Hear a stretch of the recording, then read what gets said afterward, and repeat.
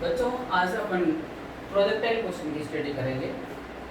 Projectile motion kinematics का part है। It is the best example of 2D motion. इसमें से कई बार एक क्वेश्चन आने की संभावना रहती है, तो बहुत ही सिंपल टॉपिक है और बेसिकली फॉर्मूला बेस्ड टॉपिक है। और ये इसके बारे में हम धीरे धीरे वन बाय वन बातें मालूम करते हैं। तो सबसे पहले हम मालूम करें बच्चों, पहला point ground to ground. Ground to ground projectile motion.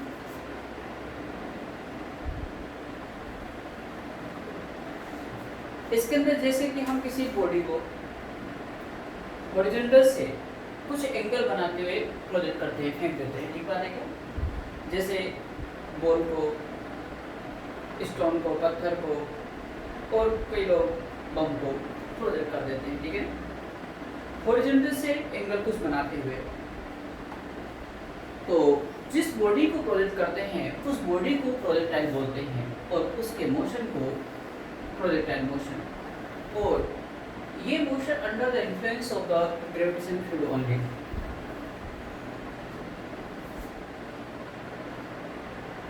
जैसे कि हम यहाँ पे देख रहे हैं, एम मास की बॉडी को हमने हॉरिजॉन्टल से एंगल थीटा बनाते हुए प्रोजेक्ट किया।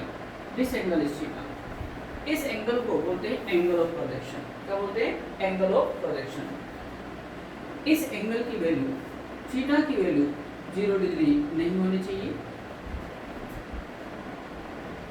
90 डिग्री नहीं होनी चाहिए और 180 डिग्री भी नहीं होनी चाहिए, ठीक है।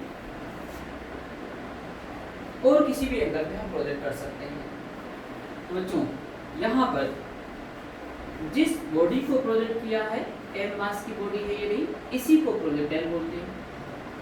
और जिस पाथ पे ये ट्रेवल करते हैं इसको ट्रेजेक्टरी बोलते हैं। इस पाथ को ट्रेजेक्टरी, इसकी ट्रेजेक्टरी पैराबोलिक होती है। कैसे होती है? पैराबोलिक। और मान लेते हैं इस बॉडी को हमने इनिशियल वेलोसिटी u से प्रोजेक्ट किया, ठीक है। और पूरे मोशन के अंदर एक्सेलेरेशन ड्यू टू ग्रेविटी जो होता है वो कांस्टेंट होता है और always work towards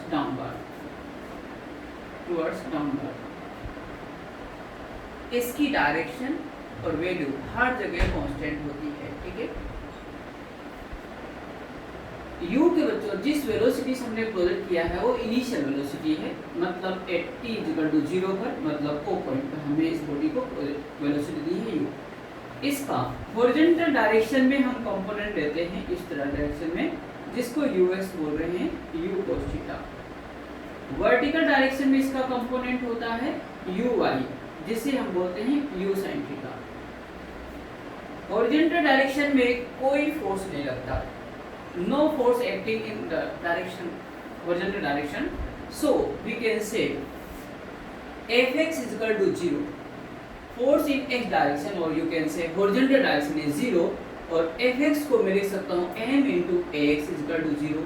m mass of the projectile body, जिसको आपने प्रोजेक्ट किया है, फेंक दिया है, फिर इसको यहाँ से उस बॉडी को ही प्रोजेक्टाइल बोलते हैं। यदि बॉल को प्रोजेक्ट किया है तो बॉल प्रोजेक्टाइल हो गई है, पत्थर फेंका है तो पत्थर प्रोजेक्टाइल हो गया, बम फेंका है तो बम प्रोजेक्टाइल, और पड़ोसी को फेंक दिया तो पड़ोसी प्रोजेक्टाइल हो गया है, ठीक है। उसका मास तो 0 होगा नहीं बच्चों, ठीक है ना।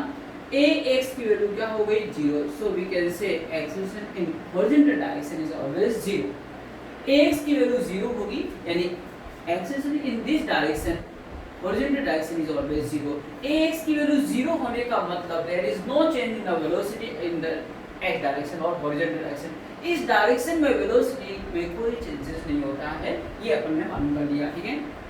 बट यहाँ पर इन वर्टिकल डायरेक्शन पूरा motion under the influence of the gravitation field होता है। Acceleration due to gravity g जो कि कांस्टेंट लगता है, डाउनवर्ड लगता है, उसके इन्फ्लुएंस में पूरा मोशन होता है, ठीक है। यहाँ बच्चों अपवर्ड डायरेक्शन को अगर हम पॉजिटिव मान लेते हैं तो ay is equal to -g, मतलब y डायरेक्शन में, वर्टिकल डायरेक्शन में जो एक्सेलरेशन होता है वो -g होगा। क्यों होगा -g? क्योंकि हमने अपवर्ड डायरेक्शन को क्या ले लिया है? पॉजिटिव ले लिया है, ठीक है। चलिए आइए कुछ और छोटी छोटी सी बातें मालूम करते हैं बच्चों। यहाँ से बॉडी को मैंने प्रोजेक्ट किया, मैक्सिमम हाइट तक पहुंचा, ए पॉइंट ले लेता हूँ मैक्सिमम हाइट को मैं, this is the maximum height attend by the projectile, ठीक है, मोटा एच कैपिटल एच से रिप्रेजेंट कर रहा हूँ मैं, ठीक है। यहाँ पर बच्चों जब बॉडी पहुंच जाती है तो इसका horizontal component of velocity remains constant, हमेशा पूरे हॉरिजॉन्टल कंपोनेंट पूरी मोशन के अंदर क्या रहेगा, कांस्टेंट रहेगा। तो Vx is also equivalent to u cos theta, Vx की जो वैल्यू है वो हमेशा इस u cos थीटा के वैल्यू के बराबर रहेगा हमेशा, ठीक है। But at this point the vertical component of velocity that is Vy is equal to 0। यहाँ पर वर्टिकल कंपोनेंट ऑफ वेलोसिटी क्या होगा, मैक्सिमम हाइट पे 0 होगा, ठीक है। तो आपको जब कभी भी मैं पूछूं मैक्सिमम हाइट पे क्या होता है तो आप लोग नारेबाजी लगाइएगा, जोरदार बोलिएगा Vy 0। मैक्सिमम हाइट आ जाए क्वेश्चन के अंदर कहीं भी आ जाए तो आपको उनको बोलना है Vy 0, उससे हमें बहुत सारी इंफॉर्मेशन मिलेगी, प्रॉब्लम सॉल्विंग के अंदर बहुत हमको हेल्प मिलेगा। अगला पॉइंट सुनिएगा बच्चों, हमने बॉडी को यहाँ से प्रोजेक्ट किया, this is the point of projection, theta angle of projection, यहाँ O पॉइंट से A पॉइंट तक बॉडी पहुंचती है, ठीक है, प्रोजेक्टाइल पहुंचता है। इसको यहाँ तक पहुंचने में जो टाइम लगता है that time is known as ascending time, क्या कहलाता है, असेंडिंग टाइम। और A पॉइंट से B पॉइंट तक यहाँ पर जब पहुंचता है उस पॉइंट को में जितना समय लगता है that time is known as descending time. यहाँ पे एयर डिस्टेंस को कंसीडर नहीं किया जाता बच्चों, ठीक है। तो हम कह सकते हैं ascending time is equal to descending time. जितना मैक्सिमम हाइट पर जाने में लगा समय होता है उतना ही मैक्सिमम हाइट से वापस उसी रेफरेंस लेवल तक, यानी यहाँ पे ग्राउंड माना है हमने तो ग्राउंड तक आने में समय लगता है। टोटल टाइम जो बच्चों O से हमने फेंका है और A B पॉइंट पे जाके वापस आ रही है उसी रेफरेंस लेवल पर, मतलब ग्राउंड पर, तो इसमें टोटल जितना समय लगता है that time is known as time of flight, जिसको हम कैपिटल T से रिप्रेजेंट करेंगे, ठीक है। अब बच्चों देखो बॉडी को यहाँ से फेंक दिया, बॉल को अपन ने फेंका, जैसे क्रिकेट खेलते हैं अपन, यहाँ से बॉल को लिया और फेंक दिया अपन ने, ठीक है। तो हॉरिजॉन्टल डायरेक्शन में यहाँ से फेंका, यहाँ जाके गिर गई, हॉरिजॉन्टल डायरेक्शन में जितनी डिस्टेंस ट्रेवल किया जा रहा है that distance is known as horizontal range, जिसको हम कैपिटल R मोटा R से रिप्रेजेंट कर रहे हैं, ठीक है क्या। चलिए बच्चों यहाँ पे आपके लिए 4 पॉइंट मैं कह दूं बड़े ध्यान से, बहुत अच्छे से लर्न कर लीजिए 4 पॉइंट जो कि बहुत यूज आएंगे अपने जनरल व्यू में। यूएस की वैल्यू में आपसे पूछूं तो आपको जवाब देना है u cos थीटा, एक्स की बोलूं तो बोलो 0, uy तो u sin थीटा, ay तो -g, ये बातें ध्यान रखना है। और हमने क्या बताया, यहाँ से जितना a पॉइंट तक जाने का समय लगेगा उतना ही a पॉइंट से b पॉइंट तक आने का समय लगेगा, और यहाँ से लेके टोटल यहाँ b पॉइंट तक पहुंचने का जो टाइम होता है वो क्या कहलाता है, टाइम ऑफ फ्लाइट कहलाता है, ठीक है। और ये जो डिस्टेंस हॉरिजॉन्टल डायरेक्शन में जितनी टोटल डिस्टेंस ट्रेवल किया गया है वो हॉरिजॉन्टल रेंज कहलाता है, ठीक है बच्चों। आइए 1 बाय 1 इनके बारे में हम मालूम करते हैं, ठीक है क्या जी, नोट कर लीजिए बच्चों। जी बच्चों अब देखिएगा अपन अब एक एक पॉइंट को स्टडी कर रहे हैं। टाइम, फर्स्ट नंबर पे time taken to reach at maximum height, मतलब वापस समझिए कि हमने बॉडी को कहां से फेंका था, ग्राउंड से, जिसको हमने O पॉइंट मान रखा है। O पॉइंट से A पॉइंट तक पहुंचने में कितना समय लगेगा, that is time taken to reach at maximum height, जिसको मैं स्मॉल t से रिप्रेजेंट कर रहा हूं। और हमने एक बात बताई थी बच्चों, ठीक बात है क्या, यहाँ पर कि मैक्सिमम हाइट पे जाएंगे, मैक्सिमम हाइट पे जाएंगे तो Vy 0, ये हमें एकदम नारेबाजी करनी, याद कर लेना, ठीक है क्या। तो मैक्सिमम हाइट आते ही अपन क्या लिखेंगे बोलो, Vy 0। यहाँ पे एक बात और ध्यान देने की वाली है, this is the combined motion of horizontal and vertical motion, दोनों का कंबाइंड मोशन है, मतलब इस तरह से ये हॉरिजॉन्टल डायरेक्शन मोशन हो रहा है, हॉरिजॉन्टल मोशन, और वर्टिकल डायरेक्शन में मोशन, ठीक है क्या। इन दोनों का combined motion projectile motion PM, ठीक है क्या। बोथ मोशन, ये हॉरिजॉन्टल और ये वर्टिकल मोशन, दोनों एक दूसरे पे इंडिपेंडेंट होते हैं, मतलब कोई मतलब नहीं होता। जब हॉरिजॉन्टल डायरेक्शन की हम स्टडी करेंगे तो वर्टिकल से कोई लेना देना नहीं है, तो वर्टिकल की स्टडी करेंगे तो हॉरिजॉन्टल को हम इग्नोर करेंगे, ठीक है। तो एट ए टाइम हम एक प्रकार का मोशन को स्टडी करेंगे। यहाँ पे बच्चों हम ले रहे हैं, देखिए time taken to reach at maximum height, यहाँ से यहाँ तक पहुँचने का कुल टाइम कितना होगा, let that time is t, तो Vy इज इक्वल टू 0, ठीक है, Vy इज इक्वल टू 0। हमने बोला ना मैक्सिमम हाइट पे पहुँचते चिल्लाना शुरू कर दो Vy 0, आइए इक्वेशन ऑफ मोशन हम जानते हैं v equal to u plus at, ये हम बचपन से जानते हैं, ठीक है। हमने बताया कि during the projectile motion the net acceleration that is the acceleration due to gravity is always constant. नन्हा जी जो जिसकी वैल्यू अपन जानते हैं बच्चों, नन्हा जी की वैल्यू जानते हो ना, 9.8 मीटर पर second square in SI system, जिसको हम प्रॉब्लम सॉल्विंग के पॉइंट ऑफ व्यू से 10 मीटर पर सेकंड स्क्वायर ले लेंगे, एक बार देखा इन एसआई सिस्टम। और सीजीएस में कितना होता है बोलो, 980 सेंटीमीटर पर सेकंड स्क्वायर। और बच्चों एफपीएस के अंदर 32 फीट पर सेकंड स्क्वायर होता है, ठीक है ना, ये वैल्यू अपन जानते हैं। और इसकी डायरेक्शन कितनी होती है, टुवर्ड डाउनवर्ड। टुवर्ड डाउनवर्ड का मतलब होता है toward the centre of the earth, earth के सेंटर की तरफ होता है, ठीक है, देखिए, जिसको अपन प्रैक्टिकल लेयर जनरल लैंग्वेज में क्या बोलते हैं, डाउनवर्ड डाउनवर्ड डाउनवर्ड बोलते हैं, ठीक है। आइए यहाँ पर बच्चों हम इक्वेशन ऑफ मोशन लगाने जा रहे हैं। यहाँ पे दो प्रकार का मोशन आ रहा है, एक तो हॉरिजॉन्टल मोशन, एक वर्टिकल मोशन, ठीक है ना। तो हम यहाँ पे वर्टिकल डायरेक्शन में इक्वेशन ऑफ मोशन लगाने जा रहे हैं। तो वर्टिकल डायरेक्शन मतलब y डायरेक्शन, तो यहाँ पे हर जगह y y y लिखेंगे, ठीक है। तो बच्चों अभी अभी हमने सीखा vy क्या है, 0, तो इसको मैं 0 लिख देता हूँ। uy की वैल्यू अपन जानते हैं u sin थीटा, फिलहाल मैं यही लिख रहा हूँ, अगली स्टेप पे लिखेंगे uy। और ay की वैल्यू बोलो -g और t, and we have to find the value of t। तो gt इज इक्वल टू कितना हो गया, uy, and t will be कितना हो गया, uy upon g। This is the time taken to reach at maximum height, यानी यहाँ से यहाँ तक पहुँचने में जो समय लगेगा बच्चों, ये uy अपॉन g लगेगा। This is the first equation, ठीक है। Now what is the value of uy, uy की वैल्यू कितना बच्चों, देखो हमने याद करने को बोला था, बोलो सब लोग u sin थीटा। तो अगले बार में देखो t इज इक्वल टू दूसरा फॉर्मूला आ गया u sin theta upon g। This is the another formula that is to time taken to reach at maximum height. Maximum height तक पहुंचने के दो फॉर्मूले आ चुके हैं, आपको सभी को ध्यान रखने होंगे, ठीक है भैया। अब देखिएगा दूसरा पॉइंट लेते हैं अपन, इसको नोट कर लीजिए। देखते हैं बच्चों अगला पॉइंट देखिए, number 2 time of flight. Time of flight हमने किसको कहा था, ओ पॉइंट से प्रोजेक्ट किया था बॉडी को, और कहां जाके गिरी थी, बी पॉइंट पे, उसी रेफरेंस लेवल पे। तो इसमें टोटल जितना समय लगा उसी को टाइम ऑफ फ्लाइट बोलते हैं, जिसको मैंने रिप्रेजेंट किया मोटा टी से, ठीक है ना, इसे मोटा टी, ठीक है। बच्चों एक बार और बता दी, ascending time is equal to descending time, और एयर रेजिस्टेंस को कंसीडर नहीं करना है जब तक बोला ना जाए, ठीक है। तो यहाँ बच्चों मोटा टी इज इक्वल टू 2 छोटा टी, चलेगा क्या, याद हो गया, मोटा टी इज इक्वल टू 2 छोटा टी, यहाँ का छोटा टी और ये वाला भी छोटा टी मैंने मान लिया। तो आइए छोटा टी की वैल्यू तो अभी भी अपने पास में आई थी, क्या आई थी, पहला uy अपॉन g, ये लो भाई हमारे पास में capital D time of flight का फॉर्मूला आ चुका है। इस स्मॉल टी की वैल्यू uy अपॉन g मैंने पुट कर दिया। तो capital D time of flight कितना आया, 2 uy अपॉन g। uy की वैल्यू एक बार फिर पुट कर दो ये वाला बच्चों, तो t is equal to 2 u sin theta upon g। This is the another formula of time taken to time of flight, so ठीक है ना। तो ये दोनों फॉर्मूले भी आपको ध्यान रखना है, ठीक है। चलिए जी आगे की कहानी मैं थोड़ी सी और बता दूं कि यहाँ पर मैक्सिमम हाइट पर कोई आपसे पूछे मैक्सिमम हाइट पर वेलोसिटी कितनी है, तो आपका जवाब क्या होगा, u cos theta. Vertical component 0 है, लेकिन हॉरिजॉन्टल कंपोनेंट ऑफ वेलोसिटी है कितना, u cos थीटा के बराबर, यानी नेट वेलोसिटी भी यहाँ पर u cos थीटा है। और बच्चों यहाँ पर g की वैल्यू किधर काम करती है, बोलो डाउनवर्ड, ठीक है ना।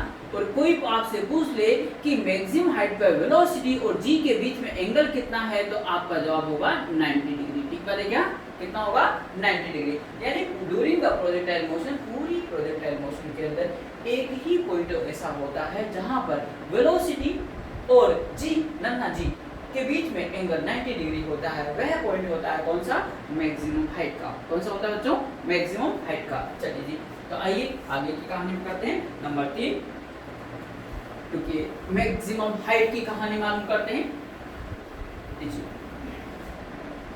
तीसरा पॉइंट आ रहा है बच्चों, मैक्सिमम हाइट, मोटा एज। जी हमने आपको सिखाया था कि मैक्सिमम हाइट वर्ड आ जाए तो एक माइंड में पिक्चर बना लेना है, vy0 vy0 vy0 ऐसा बोलना है, ठीक है क्या। तो आइए मैक्सिमम हाइट आया, हम क्या लिखेंगे, vy0।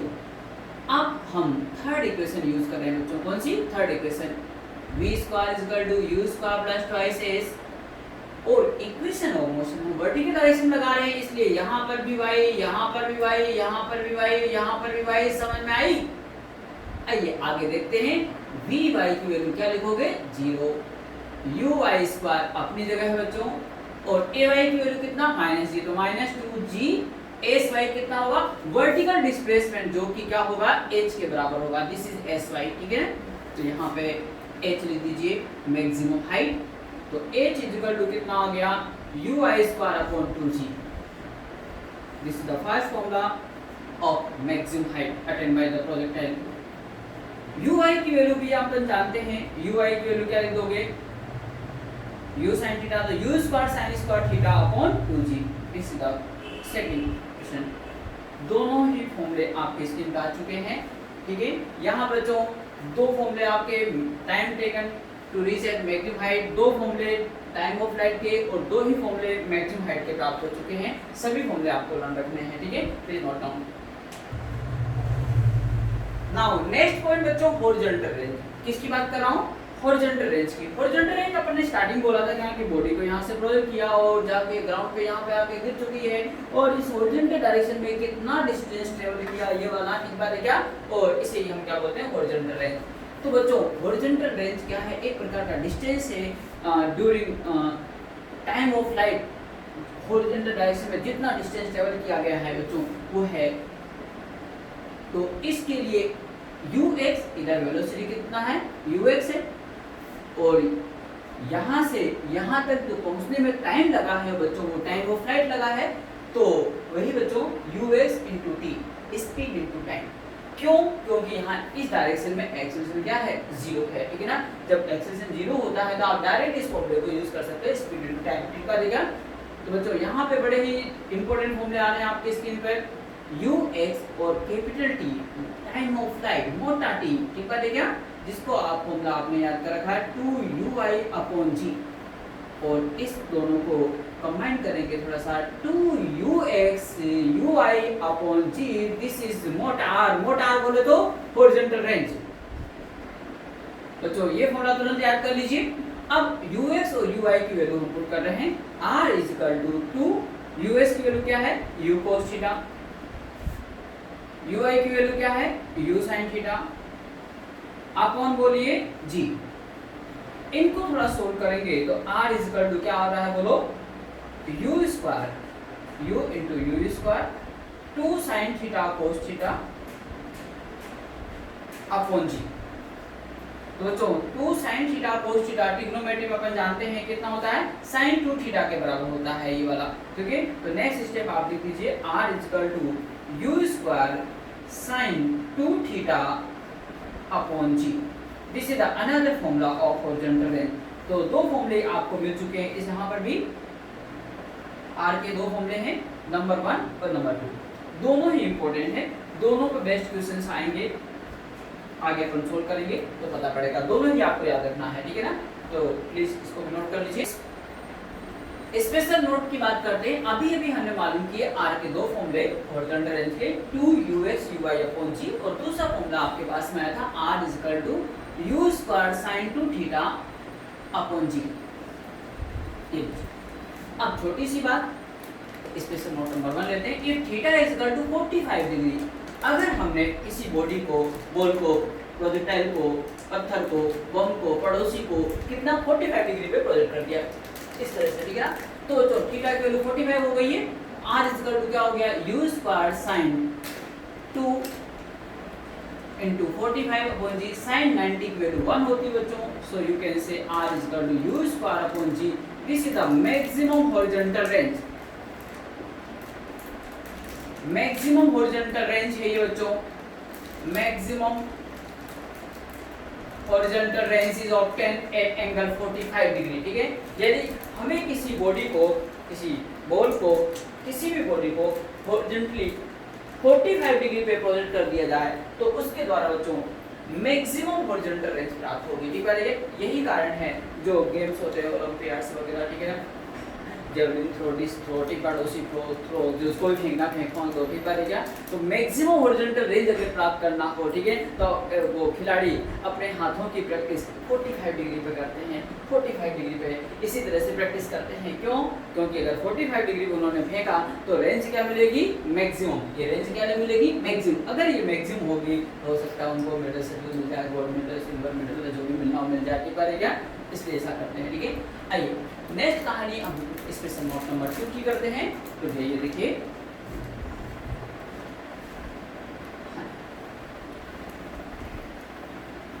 स्पेशल नोट नंबर 2,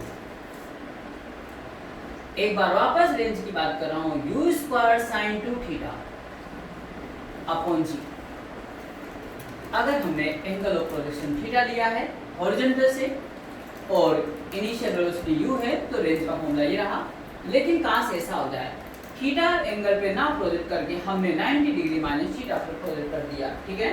किस पे कर दिया, 90 डिग्री माइनस थीटा। तो क्या करेंगे, इसी प्रॉब्लम में जहां थीटा है वहां पर क्या लिख देंगे, 90 डिग्री माइनस थीटा। तो r equal to u square sine 2 90 degree minus theta upon g. तो नेक्स्ट स्टेप क्या हो गया बच्चों, देखो sine 180 degree minus 2 theta upon g. और आपको ट्रिग्नोमेट्री मालूम होगा बच्चों, sine 180 degree minus theta equal to sine theta ही होता है। So sine 180 degree minus 2 theta कितना होगा, साइन 2 थीटा ही होगा। तो u square sine 2 theta upon g, this is r dash. और देखो ये r डैश की वैल्यू इस r के बराबर है, सेम है, तो इक्विवेलेंट टू r। तो इनडायरेक्टली हम कह सकते हैं फिर वही मिल गया। कभी बचपन में देखिए कि कोई मिल गया, नहीं क्या, ये क्या है बोलो, फिर वही मिल गया, मतलब हमको वही रेंज वापस मिल गई है। एंगल थीटा पे प्रोजेक्ट करो या 90 डिग्री माइनस थीटा पे प्रोजेक्ट करो, वेलोसिटी की वैल्यू u सेम होना चाहिए, रेंज विल बी सेम। ऐसे दो एंगल जिन एंगल को ऐड करने से यानी थीटा और 90 डिग्री माइनस थीटा दोनों को ऐड करो तो टोटल एंगल कितना हो रहा है, 90 डिग्री। दो एंगल जिन्हें ऐड करने से उनका सम 90 डिग्री होता है उन्हें कॉम्प्लीमेंट्री एंगल बोलते हैं। यानी कॉम्प्लीमेंट्री एंगल पे रेंज हमेशा क्या मिलती है बच्चों, सेम मिलती है, ठीक है। लेकिन यहाँ पे ध्यान देने की बात है कि हाइट सेम नहीं मिलेगी, हाइट क्या सेम नहीं मिलेगी। कैसे, आइए इसको डायग्राम से मैं बताता हूँ। जैसे आपने क्या किया,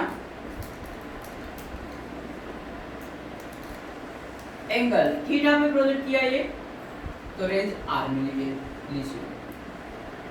दूसरा एंगल ले रहे हैं बच्चों हम 90 डिग्री माइनस थीटा, तो रेंज देखो वही मिलेगी, लेकिन हाइट में क्या आ जाएगा, चेंजेस, हाइट सेम नहीं होगी, ठीक है बच्चों, रेंज सेम है। तो ये दूसरा वाला एंगल कितना था, 90 degree minus theta.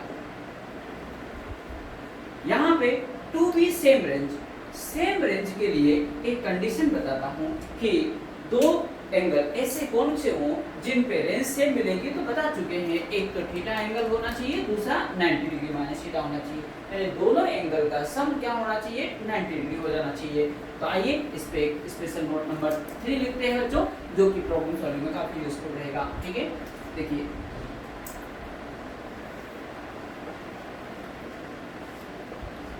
To be same range,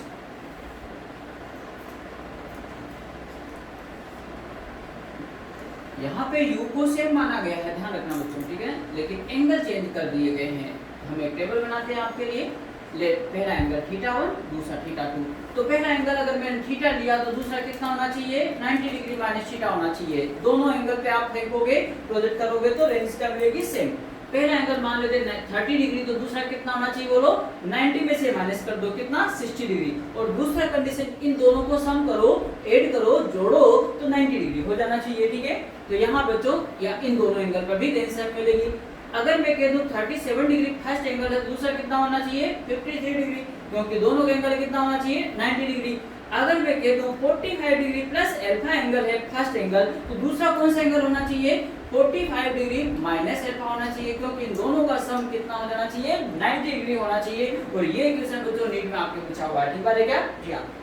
आइए एक एंगल और देता हूं मैं, 30 degree plus alpha plus beta minus gamma, ऐसा एंगल दे दिया मैंने। तो आप मुझे बताओ कि दूसरा यहाँ पे कौन सा एंगल होगा जिस पे रेंज सेम मिलेगी। तो देखिए ऐसा एंगल यहाँ बताइए जिसको इसमें ऐड कर दूं तो क्या आ जाना चाहिए, 90 डिग्री आ जाना चाहिए। तो यहाँ पे लिखेंगे बच्चों 60 degree minus alpha minus beta plus gamma, इन दोनों को ऐड करेंगे तो क्या 90 डिग्री आ रहा है। इसका मतलब दोनों एंगल पर range will be same. Range हमेशा सेम मिलेगी। तो इस पॉइंट पे बेस्ड क्वेश्चंस कई बार पूछे हुए हैं कंपटीशन में, तो बड़े आसानी से आप सब बात को समझिएगा और सोल्व करिएगा, ठीक है। एक छोटी सी बात और बताता हूँ मैं यहाँ पे, हमने एक बात बताई कि मैक्सिमम हाइट एक ऐसा पॉइंट होता है जहां पर वेलोसिटी और जी के बीच का एंगल 90 डिग्री होता है, ठीक है ना। एक और छोटी सी बात है कि पूरे प्रोजेक्टाइल मोशन में हॉरिजॉन्टल कंपोनेंट ऑफ वेलोसिटी, देखो हॉरिजॉन्टल कंपोनेंट ऑफ वेलोसिटी और जी के बीच में एंगल हमेशा ही 90 डिग्री होता है, ठीक बात है क्या। एक्चुअल बात यही है, हॉरिजॉन्टल कंपोनेंट ऑफ वेलोसिटी और जी के बीच में एंगल हमेशा क्या होता है 90 डिग्री, ठीक है। हाँ जी, यहाँ पर एक मैक्सिमम हाइट पर हॉरिजॉन्टल कंपोनेंट ऑफ वेलोसिटी और नेट वेलोसिटी एक ही है, इसलिए इस पॉइंट के लिए हम बोलेंगे नेट वेलोसिटी और जी के बीच में एंगल 90 डिग्री, लेकिन एक्चुअल क्या है वो हॉरिजॉन्टल कंपोनेंट ऑफ वेलोसिटी ही है, ठीक बात है क्या। चलिए बच्चों इनको नोट कर लीजिए, फिर आगे बताते हैं जी बच्चों। थोड़ा बहुत बेसिक एलिमेंट्री आइडिया लेने के बाद आइए कुछ क्वेश्चन प्रैक्टिस करते हैं बच्चों। देखिएगा, if r is equal to h, मतलब horizontal length is equal to maximum height, अगर ऐसा है then find angle of projection, ठीक है, हमें फाइंड आउट करना है। तो बहुत ही सिंपल, सबकी वैल्यू पुट कर दीजिए। r की वैल्यू जानते हैं अपन, u square sin 2 theta upon g, हमने जरूर याद कर लीजिए बच्चों, u square sine square theta upon 2g, g से g कैंसिल हो गया, u स्क्वायर से u स्क्वायर, और देखो साइन 2 थीटा को मैं लिख रहा हूँ 2 sine theta cos theta sine square theta upon 2, तो एक साइन थीटा से एक साइन थीटा कैंसिल हो गया, तो sine theta upon cos theta equal to 2 into 2 4, tan theta is equal to 4. So next step will be tan inverse 4. Theta is equal to tan inverse 4. और बच्चों ये जो question आया है वो ऑल इंडिया पीएमटी 2012 में पूछा हुआ है, ठीक है ना। 2012 के अंदर आपको पूछा हुआ है, और असली बात है ऑप्शन के अंदर अपन को यही दिया हुआ था ताकि बच्चा आसानी से टिक लगा दे। लेकिन इसके आगे की बात और सुन लीजिए, थीटा ये स्टैंडर्ड है, tan इनवर्स 4 की वैल्यू नियर अबाउट 76 डिग्री होती है बच्चों, कितनी होती है 76 डिग्री। फिलहाल ऑल इंडिया पीएमटी 2012 में जो ऑप्शन था ये 76 डिग्री नहीं था, यही था tan इनवर्स 4, तो बच्चा इसको आसानी से टिक लगा सकता था, लेकिन 76 डिग्री होता तो कईयों को प्रॉब्लम हो सकती है। प्लीज इसलिए याद रखिएगा आप लोग कि tan इनवर्स 4 की वैल्यू 76 डिग्री होता है, ठीक है। आइए तो ये क्वेश्चन नोट कर लीजिए।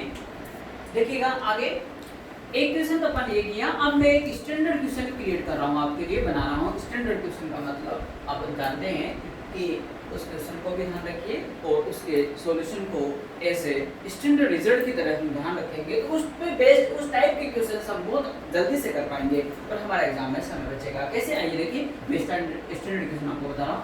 If r is equal to NH, n की वैल्यू 1 2 3 4 कुछ भी हो सकता है, ठीक है, नॉट नेशनल हाईवे नहीं है, ठीक पाएगा। Then find angle of projection theta, तो बच्चों इसी की तरह हम सोल्व करेंगे। u स्क्वायर 2 sin theta cos theta upon g, r की वैल्यू पुट कर दी n, u square sin square theta upon 2g, और इसको सोल्व करेंगे तो tan theta is equal to 4/n आएगा। क्या आएगा बच्चों 4/n। So next step will equal to tan inverse 4/n। ये आपको याद रखना है, this is very important result.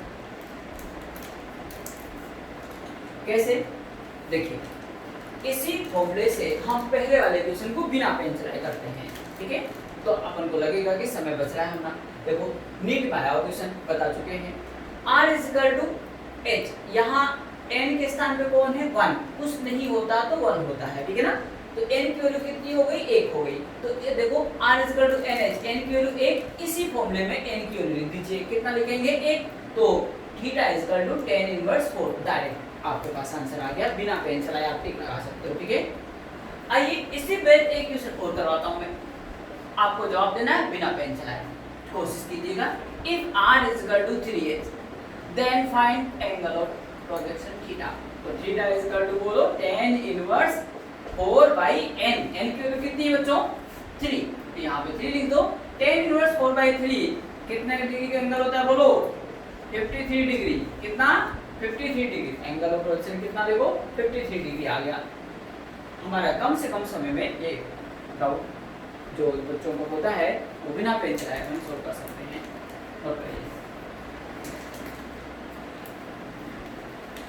Next question देखिए बच्चों. If initial velocity of a projectile is given by this equation v is equal to 3ik plus 4jk meter per second. This is the initial velocity. Then find. तो हमें find out करने के लिए बोला जा रहा है बच्चों, number 1 time of light. Time of light find out कर दीजिए, मोटा टी. दूसरा फाइंड आउट करना है मैक्सिमम हाइट. मैक्सिमम हाइट मोटा एच. और नंबर 3 हॉरिजॉन्टल रेंज मोटा. बच्चों देखिए इसको कैसे सोल्व करेंगे. इनिशियल वेलोसिटी दे रखा है हमें. तो इनिशियल वेलोसिटी दे रखा है, इसका मतलब बच्चों इनिशियल वेलोसिटी में हमने बात किया था ux_ik प्लस uy_jk की फॉर्म में लिखा जा सकता है इनिशियल वेलोसिटी को. ठीक है, तो हम इससे कंपेयर करेंगे. तो i के प्रोपोर्शन जो 3 है वो ux है. तो by comparing ux is equal to 3 metre per second और uy is equal to 4 metre per second. तो बच्चों जब हमको ux uy मालूम है तो जो फॉर्मूले हमने याद किए हैं वहाँ पर भी ux और uy वाले ही यूज करने हैं अपन को. कैसे आइए बताते हैं. नंबर 1 टाइम ऑफ लाइट मोटा टी. टाइम ऑफ लाइट का फॉर्मूला 2uy/g लिखेंगे. ऐसा करने से हमारी प्रॉब्लम जल्दी सोल्व होगी. ठीक है, 2uy की वैल्यू कितनी लिखेंगे बोलो? 4 और g की वैल्यू 10. तो कितना आ गया? 0.8 सेकेंड. ये लीजिए. दूसरा h मैक्सिमम हाइट का फॉर्मूला भी हम uy²/2g यूज करेंगे. uy कितना? 4 का स्क्वायर 2 × 10 कितना हो गया? 16 और 2 × 10 तो 8.8 मीटर. तीसरा पार्ट आ रहा है हॉरिजॉन्टल रेंज. उसका फॉर्मूला भी होता है बच्चों 2ux/uy/g. जब कभी भी हमें इनिशियल वेलोसिटी के हॉरिजॉन्टल कंपोनेंट वर्टिकल कंपोनेंट दिया जाए तो r का ये फॉर्मूला यूज करना है. ठीक है ना, 2ux/uy/g. वैल्यू पुट कर दीजिए बच्चों. 2us की वैल्यू कितना है? 3, uy कितना? 4 और अपॉन g 10. ये कितना हो गया बोलो? 24/10 that is 2.4 metre. This is the horizontal range. बच्चों इस फॉर्मूले को जो हमने याद किए हैं इस तरह से अप्लाई करके जल्दी से सोल्व कर सकते हैं प्रॉब्लम को. ठीक है, और इस पे बेस्ड काफ़ी सारे क्वेश्चंस हमें हर जगह एक्सरसाइज के लिए मिल जाते हैं. तो आप सभी क्वेश्चंस कर लीजिएगा. Thank you.